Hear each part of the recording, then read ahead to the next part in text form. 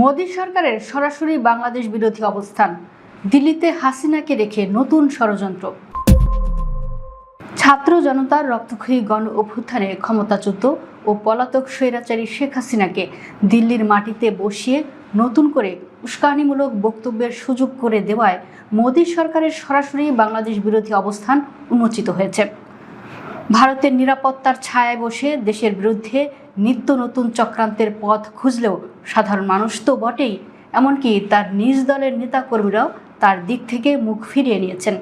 অন্যদিকে দিল্লিতে আশ্রিত পতিত এই স্বৈরাচারকে আন্তর্জাতিক সংবাদ সম্মেলনের মতো বড় প্ল্যাটফর্মের সুযোগ করে দিয়ে নরেন্দ্র মোদীর সরকার সরাসরি বাংলাদেশের সার্বভৌমত্ব ও কোটি কোটি জনগণের বিরুদ্ধে অবস্থান নিয়েছে বলে মনে করছেন দেশের রাজনৈতিক ও কূটনৈতিক বিশ্লেষকরা। নয়াদিল্লির ফরেন করেসপন্ডেন্টস ক্লাব FCCতে আয়োজিত বিতর্কিত এই সংবাদ সম্মেলনে শেখ হাসিনা ভার্চুয়ালি যুক্ত হলেও তার পক্ষে সশরীরে উপস্থিত ছিলেন তার পুত্র সজীব ওয়াজেদ জয় এবং বিতর্কিত ক্রিকেটার ও সাবেক সংসদ সদস্য সাকিব আল হাসান। দেশ থেকে পালিয়ে গিয়ে ভারতের গোয়েন্দা ও নিরাপত্তা বলয়ের ছায়ায় আশ্রয় নেওয়া এই সুবিধাভোগীরা মঞ্চ সাজালেও দেশের সাধারণ মানুষের কাছে এর কোনো ইতিবাচক বার্তা পৌঁছায়নি। বরং ছাত্র জনতার রক্তে হাত রাঙানো শাসনের সহযোগী এই ব্যক্তিদের উপস্থিতি দেশের মানুষের মনে আরও তীব্র ক্ষোভ ও বিরক্তির জন্ম দিয়েছে।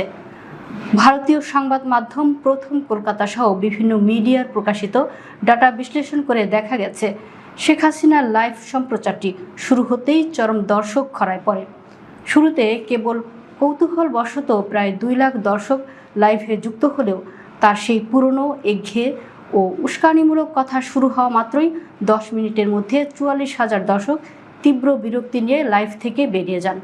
রাজনৈতিক ও তথ্য প্রযুক্তি বিশ্লেষকদের মতে টানা 1.5 দশক ক্ষমতায় থাকা একটি দলের শীর্ষ নেতার বক্তব্যে স্বাভাবিক নিয়মে অন্তত 2 থেকে 3 মিলিয়ন ভার্চুয়াল দর্শকের উপস্থিতি থাকার কথা ছিল, কিন্তু নিষিদ্ধ ঘোষিত দলের কর্মীরাও এই লাইভে যুক্ত হওয়ার ন্যূনতম প্রয়োজন মনে করেননি।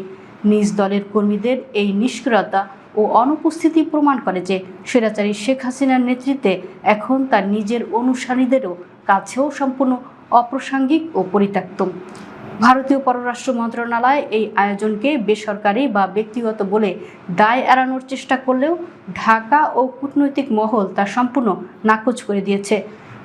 বিশেষজ্ঞদের মতে ভারতের রাষ্ট্রীয় নিরাপত্তা, গোয়েন্দা অনুমতি ও সরাসরি সবুজ সংকেত ছাড়া দিল্লির বুকে বসে বাংলাদেশের বিরুদ্ধে প্ররোচনামূলক বক্তব্য দেওয়ার সুযোগ মোদী সরকারের সরাসরি মদত ছাড়া কোনোভাবেই সম্ভব নয়।